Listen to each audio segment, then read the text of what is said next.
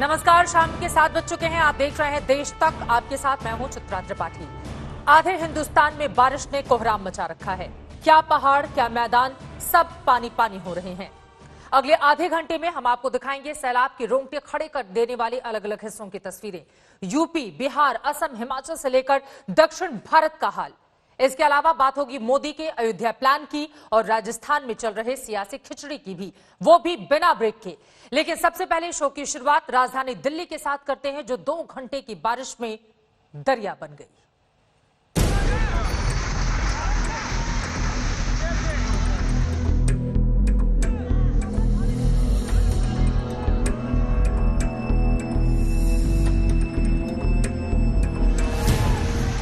रोंगटे खड़े कर देने वाली तस्वीर किसी पहाड़ की नहीं, बल्कि देश की राजधानी की है। ये देश की राजधानी में सैलाब के सितम का ट्रेलर है। सैलाब के साथ पहले पेड़ और फिर इस मकान की नींव बह गई। अगले ही पल ईंटों के साथ भरभराकर पूरा मकान पानी में बह गया। लोग चीखते रहे, चिल्लाते रहे। देखते ही देखते एक नाला पूरे घर को बहा ले गया। दिल्ली ने शायद ही पहले कभी सैलाब का ऐसा मंजर देखा हो। डरा देने वाली ये तस्वीरें दिल्ली के आईटीओ के पास अन्ना नगर इलाके की हैं, जहां अभी भी लोग सदमे में हैं। WHO में पानी भरने की वजह से हमारे घरों में बहाव इतनी तेज था, उसी की वजह से हमारी नींव में पानी गया और हमारे घर गिर गए। पर हम लोग बच पाए, बाकी कुछ भी नहीं बचा हमारा, सब कुछ दब गया उसमें। अब आपको दिखाते हैं दिल्ली में रात को आई बारिश की तबाही की कुछ और तस्वीरें। अब दिल्ली के मिंटो रोड का हाल देखिए। डीटीसी बस पानी में पूरी तरह से डूब गई। यात्री जान बचाने के लिए छतों पर आ गए। सीढ़ी और रस्सी के सहारे उन्हें रेस्क्यू करके निकाला गया। राहत की बात यह थी कि रविवार और सुबह का वक्त होने की वजह से बस में ज्यादा लोग सवार नहीं थे। बसों के यात्रियों ने तो किसी तरह अपनी जान बचा ली, लेकिन उसी अंडरपास में एक टेम्पो वाला पानी में डूबकर मर गया। सबसे बड़ी बात, मिंटो रोड का ये इलाका दिल्ली के पॉश और व्यस्त इलाकों में से एक माना जाता है। 2-2.5 घंटे के आसपास जो बारिश हुई थी, उसमें ही ये हाल है, जो कि बड़ा सवाल खड़ा करता है अथॉरिटीज पे, एमसीडी पे, दिल्ली सरकार पे, कि अब तक आखिर वो क्या कर रहे थे, क्यों मॉनसून की उन्होंने तैयारियां कर नहीं रखी थी। अब दिल्ली के वजीरपुर में अंडरपास का हाल देखिए। अंडरपास के दोनों ओर डीटीसी और क्लस्टर बसें फंस गई। बस के ड्राइवर और यात्रियों ने किसी तरह से सिर पर कपड़े जूते रखकर खुद को बाहर निकाला। ये दिल्ली की पहली बारिश है जिसने राजधानी को पूरी तरह से पानी पानी कर दिया। क्या आम, क्या खास और क्या बस्तियां, सब कुछ डूब गया। Jantar Mantar, India Gate, Lutyens zone, हर जगह का बुरा हाल है। सिर्फ 2 घंटे की बारिश में दिल्ली दरिया हो गई। सरकार के दावे पानी पानी हो गए। निखिल लखवानी, जितेंद्र बहादुर सिंह के साथ सुशांत मेहरा, दिल्ली आज तक। दिल्ली को दुनिया के सबसे एडवांस सिटी बनाए जाने के दावे किए जाते हैं, लेकिन हर साल बारिश में दिल्ली का यही हाल होता है। न पानी की निकासी का इंतजाम, न बारिश से निपटने की तैयारी। सरकार किसी की भी हो, बस एक दूसरे पर टोपी ट्रांसफर कर अपना पल्ला झाड़ने के लिए हर पार्टी का नेता तैयार है। ये ज़रूर है कि इस बार कोरोना के चलते, लॉकडाउन के चलते और हमारी बहुत सारी एजेंसियों का कुछ हिस्सा कोरोना मैनेजमेंट में भी लगा हुआ था, तो उस वजह से कुछ चीज़ें हो सकता है छूटी हों, लेकिन जहाँ भी कमी है हम उसको पूरी कर रहे हैं। और मुख्यमंत्री जी खुद लगातार इन चीज़ों पर नजरानी रखे हुए हैं। उन्होंने जब फ्लड कंट्रोल ऑर्डर हुआ था उसकी भी पूरी बैठक की थी। पीडब्ल्यूडी की सड़क है, पीडब्ल्यूडी का ब्रिज है, ड्रेन है पीडब्ल्यूडी का। इस अंतर को किसी को घालमेल नहीं करना है। हो सकता है कहीं एमसीडी का कोई नाला हो जिसमें अभी सफाई न हुई हो, अगर हमारे ध्यान में आए तो निश्चित रूप से हम उस पर वहाँ के अधिकारियों को भी दोषी ठहराएंगे, लेकिन इस केस में कहीं भी एमसीडी से लेना देना नहीं है। आपकी तैयारियां बिल्कुल नग्न थी। आप छुप के घर बैठे हैं। आप एक डरपोक मुख्यमंत्री की तरह घर बैठ गए। असहाय मुख्यमंत्री आप शीला जी को बोलते थे। ये दिल्ली आधुनिक दिल्ली बना के दी थी शीला जी ने। अफसोस इस बात का है कि आधुनिक दिल्ली को बर्बाद करने का काम आम आदमी पार्टी के मुख्यमंत्री केजरीवाल जी ने किया।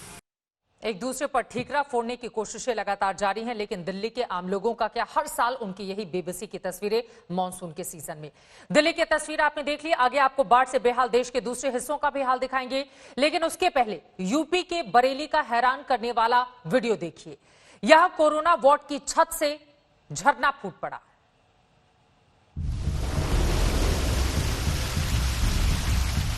एक तो कोरोना की मार, ऊपर से पानी का प्रहार।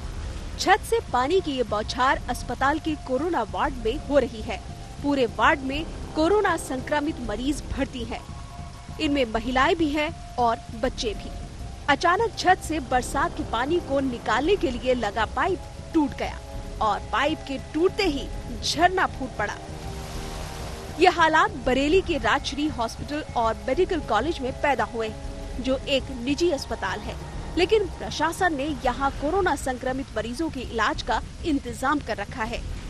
मोटी धार सीधे कोविड वार्ड में हाहाकार मचाने लगी और मरीजों के होश उड़ गए, लेकिन संक्रमण के चलते उनके सामने कहीं और जाने का रास्ता भी नहीं था। जब वार्ड तालाब में तब्दील हो गया और किसी ने कार्रवाई नहीं की, तो ये वीडियो ट्विटर पर डाल दिया गया। इसके बाद प्रशासन की नींद खुली। तो ये पता चला कि कंस्ट्रक्शन एक्टिविटी के कारण वहाँ पे एक प्लम्बिंग फेलियर हो गया था, जिसके कारण ये एकदम से रेन वाटर गिरने लगा बरसात के समय। तत्काल जो है वहाँ से जितने भी रोगी भर्ती थे उनको हटाया गया और रिपेयर कल ही इसको करा के ठीक कर दिया गया। अभी स्थिति कंट्रोल है। प्रशासन के मुताबिक मरीजों को शिफ्ट कर दिया गया है, लेकिन इन तस्वीरों ने सियासी तूफान खड़ा कर दिया।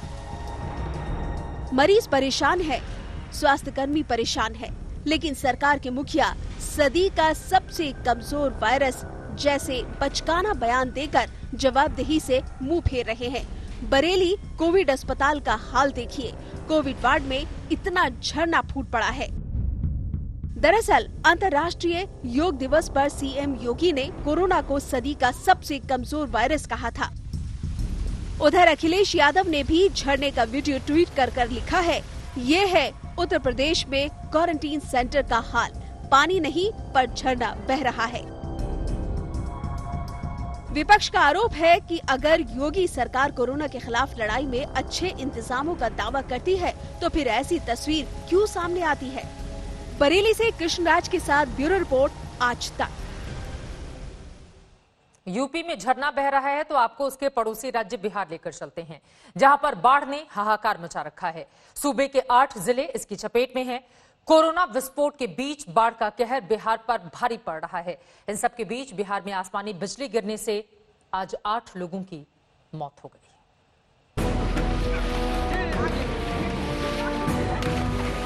एक तरफ बिहार बाढ़ की विभीषिका से जूझ रहा है, तो दूसरी तरफ बिहार के कटिहार में ये बच्चे खतरनाक स्टंट कर रहे हैं।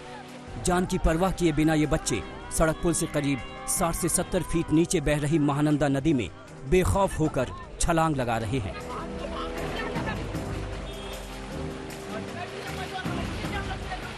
हैरानी इस बात की है कि कोई इन्हें रोक भी नहीं रहा है। बड़े लोगों की दलील ये है कि ये बच्चे तैराकी में माहिर हैं, लेकिन ये डर बराबर बना हुआ है कि अति आत्मविश्वास कहीं घातक न साबित हो जाए।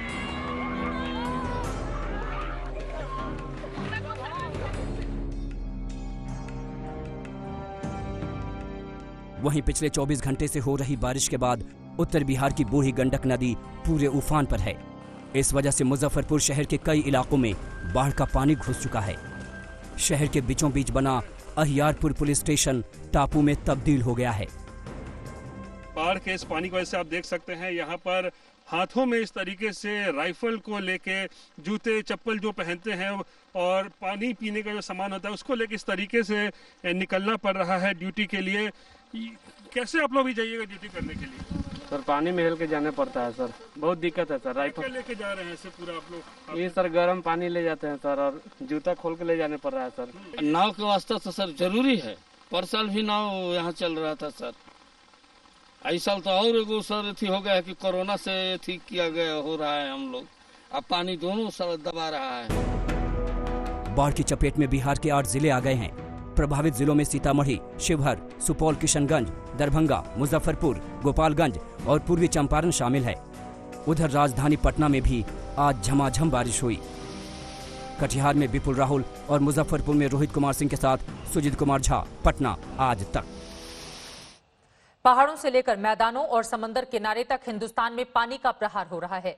उत्तराखंड में कई गांव बह गए तो हिमाचल में सेब के बागान तबाह हो गए। कोची में समंदर की हाहाकारी लहरों ने सुनामी की याद दिला दी है।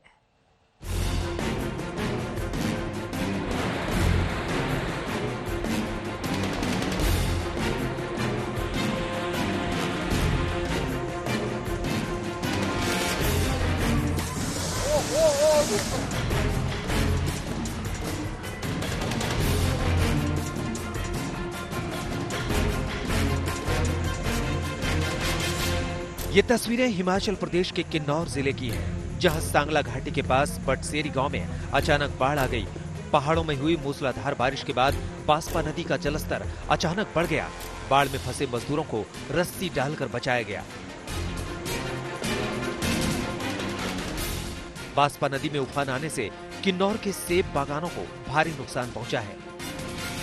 जो फ्लड आ रहा है उसको देखते हुए इसका प्रॉपर चलाइजेशन किया जाए और लोगों को बार बार जो सेब की फसल होता है उस बगीचों में घुसने से लाखों का नुकसान हो रहा है।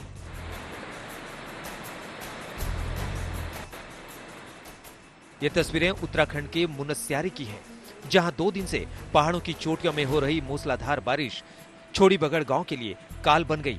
गोरी नदी में तेज बहाव में 5 मकान तिनके की तरफ बह गए।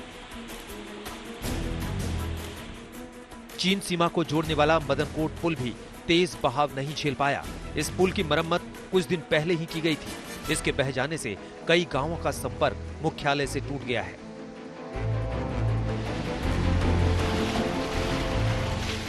कोची की इन तस्वीरों को देखकर आप दंग रह जाएंगे, मानो समंदर सीमाएं तोड़कर रिहायशी इलाकों में दाखिल होने पर आमादा है। देखते ही देखते समंदर का पानी गांव में भर गया। लोगों को सुनामी की याद आ गई और जान बचाने की जुगत में लग गए।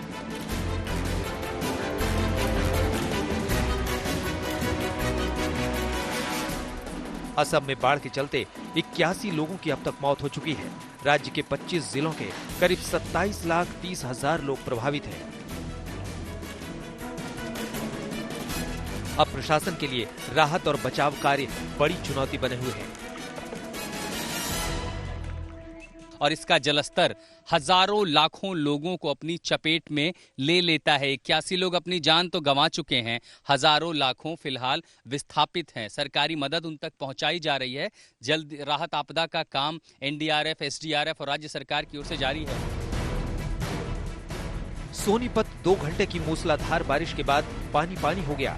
रेलवे अंडरपास में तो 10 फीट पानी जमा हो गया। शहर की कई सड़कें स्विमिंग पूल बन गईं। ग्रेटर नोएडा की दादरी कोट चौकी में भी झमाझम बारिश के बाद पानी भर गया। पुलिस वालों को सुरक्षा व्यवस्था छोड़कर पानी निकालने में जुटना पड़ा। ग्रेटर नोएडा से अरविंद ओझा और गुवाहाटी से आशुतोष के साथ आज तक ब्यूरो। देश के ज्यादातर हिस्सों में बारिश और बाढ़ के बीच जो हालात बने हुए हैं, सबके बीच बड़ी जानकारी आपको दे दें। प्रधानमंत्री नरेंद्र मोदी ने बाढ़ पर कई राज्यों के मुख्यमंत्रियों से फोन पर बातचीत की है। प्रधानमंत्री ने फोन पर बातचीत कर हालात का जायजा लिया है। बाढ़ को लेकर कई राज्यों के सीएम से पीएम मोदी ने बातचीत की है। उन राज्यों में बिहार स्थिति वहां पर भयावह है। असम की बात करें, वहां पर गांव के गांव डूबे हुए हैं।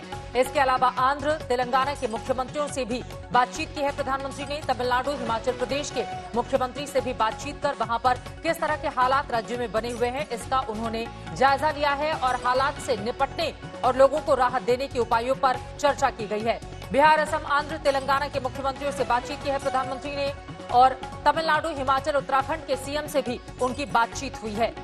बेहद महत्वपूर्ण ये बातचीत, क्योंकि बड़ी आबादी इस वक्त पानी में डूबी हुई है और उन्हें राहत कैसे पहुंचाई जाए, ये राज्य सरकारों के सामने एक बड़ी चुनौती। इसी वजह से प्रधानमंत्री नरेंद्र मोदी ने मुख्यमंत्रियों से बातचीत कर उन्हें हर तरह की मदद का भरोसा भी दिलाया।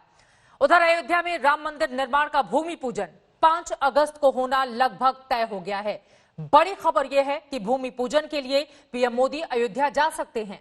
मंदिर निर्माण के लिए बने ट्रस्ट ने उन्हें न्योता भेज दिया है।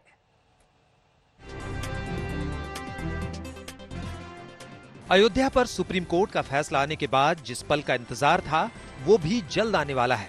अयोध्या में श्री राम जन्मभूमि कार्यक्षेत्र ट्रस्ट की अहम बैठक हुई, जिसमें तय किया गया कि भूमि पूजन पीएम मोदी के हाथों से कराया जाएगा। इसके लिए उन्हें न्योता भेज दिया गया है। ग्रहों की दशा के अनुसार 2 शुभ मुहूर्त 3 या 5 अगस्त का है। पीएमओ से जवाब आने पर इनमें से एक पक्की तारीख तय हो जाएगी। ट्रस्ट के सूत्रों की माने तो पीएम मोदी 5 अगस्त सुबह 11 बजे से 1 बजे के बीच भूमि पूजन में शामिल होंगे। इसके विधि विधान की शुरुआत सुबह 8 बजे हो सकती है। स्वामी नृत्य गोपाल दास जी महाराज ने प्रधानमंत्री जी को निवेदन किया है, तिथियों का सुझाव भी दिया है, लेकिन अंतिम निर्णय तो प्रधानमंत्री कार्यालय को करना है। उनकी जब सहमति आएगी, आप भी जानते हैं प्राइम मिनिस्टर आएंगे तो कम से कम 15 दिन का समय तो प्रशासन को चाहिए।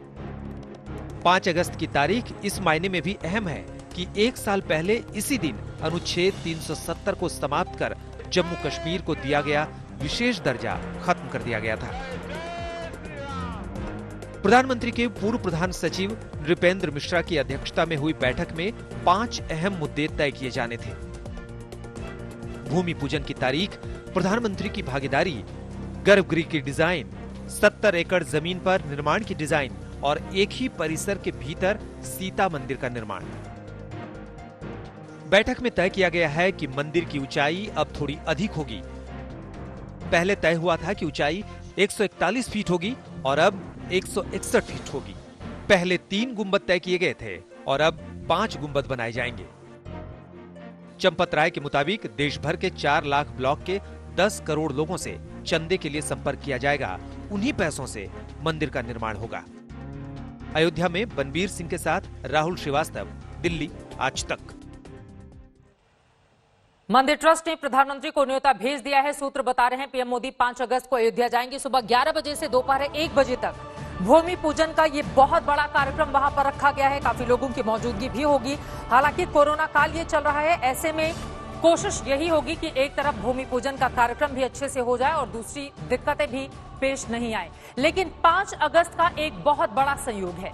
दरअसल पिछले साल 5 अगस्त को जम्मू कश्मीर से अनुच्छेद 370 को हटाया गया था। इसे जम्मू कश्मीर को मिला विशेष दर्जा समाप्त कर दिया गया। राम मंदिर निर्माण और 370 को हटाना बीजेपी के एजेंडे में शामिल था। अब हम आपको दिखाते हैं बड़ी बातें। 5 अगस्त को भूमि पूजन का संयोग, पीएम मोदी 5 अगस्त को अयोध्या आएंगे। सूत्र ये बड़ी जानकारी हमें दे रहे हैं। अपने आप में ये तारीख काफी ज्यादा महत्वपूर्ण है।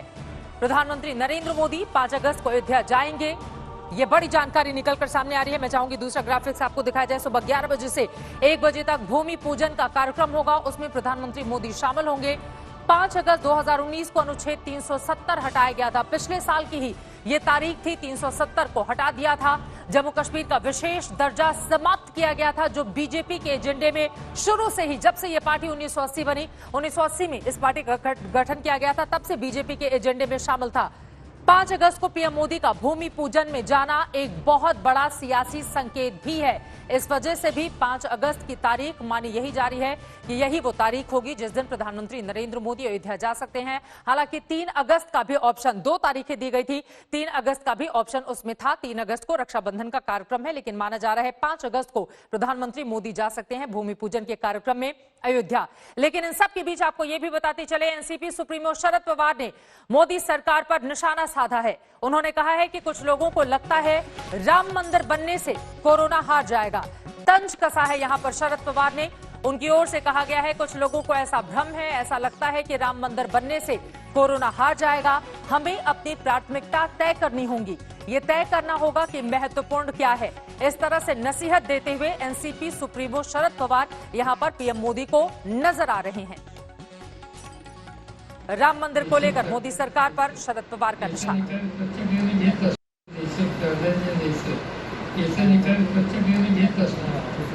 आम्हाला असं वाटतं की कोरोनामध्ये सापडलेले लोक त्याला कसं बाहेर काढायचं, त्या कामाला आपण काढणार नाही. काही लोकांना असं वाटत असेल की मंदिर बांधून कदाचित कोरोना जाईल आणि त्या बांधलेल्या कदाचित तिने हा कार्यक्रम घेतला असावा, मला माहिती नाही, काळजी मला माहिती नाही. अयोध्या जाने को लेकर पीएम का कार्यक्रम तय होना है, लेकिन इन सब के बीच एनसीपी सुप्रीमो शरद पवार का पीएम मोदी पर निशाना आप सुन रहे थे। उन्होंने खुद क्या क्या बड़ी बातें कही हैं।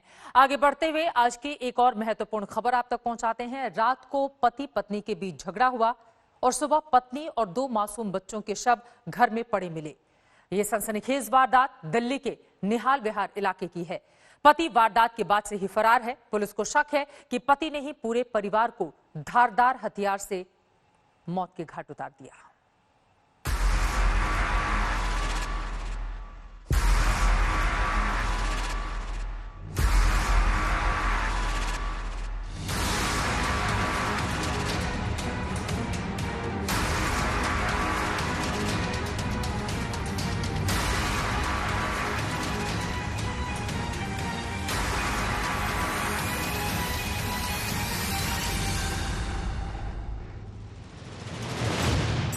दिल्ली का निहाल विहार इलाका, जहां रविवार सुबह ट्रिपल मर्डर की खबर से हड़कंप मच गया। शिवराम पार्क इलाके की गली नंबर 19 का यही वो घर है जहां प्रीति नाम की एक महिला और उसके 2 बच्चों को बेरहमी से मौत के हवाले कर दिया गया। 28 साल की महिला, 8 साल के बच्चे और 5 साल की बच्ची के शव घर के अंदर खून में लथपथ पड़े मिले। शनिवार रात प्रीति और उसके पति गगन के बीच रोज की तरह झगड़ा हुआ था, जिसकी खबर उसने फोन पर अपने पिता को दी। रविवार को जब पिता ने बेटी का हालचाल जानने के लिए फोन किया तो बेटी ने फोन नहीं उठाया। परेशान पिता सुबह करीब 11:30 बजे जब उसके घर पहुंचा तो घर में अंधेरा छाया हुआ था। अंदर नजरें दौड़ाई तो तीनों के शव नजर आए। वो दारू बहुत पीता था और बहुत तंग करता था। पहले भी कोई लड़ाई झगड़ा होता था? झगड़ा बहुत करता था, आए दिन झगड़ा करता रहता था। कर्जा ले खा पी रहा था सब। उसका जो है हम लोग ये सोचा कि चलो सुधर जाएगा, अब सुधर जाएगा, अब सुधर जाएगा, नहीं सुधरा। पिता की सूचना पर पुलिस मौके पर पहुंची। तफ्तीश में घर से एक हथौड़ा बरामद हुआ। पुलिस के मुताबिक तीनों की हत्या धारदार हथियार से की गई है। हथौड़े का इस्तेमाल भी वारदात में हो सकता है। प्रीति का पति गगन वारदात के बाद से फरार है और फिलहाल पुलिस का प्राइम सस्पेक्ट है। प्रीति के पिता का कहना है कि गगन नशे का आदी था, ठीक से काम नहीं करता था और इसीलिए अक्सर दोनों के बीच झगड़ा होता था। शनिवार रात को भी ऐसा ही झगड़ा हुआ, लेकिन किसी ने नहीं सोचा था कि उस झगड़े का अंजाम इतना खौफनाक होने वाला है। पुलिस ने फॉरेंसिक जांच के बाद तीनों शवों को पोस्टमार्टम के लिए भेजा है। हत्या का मामला दर्ज किया गया है और आरोपी पति की तलाश की जा रही है। पुलिस घर के आसपास लगे सीसीटीवी फुटेज को भी खंगाल रही है। ओपी शुक्ला के साथ तंसीम हैदर, दिल्ली आज तक।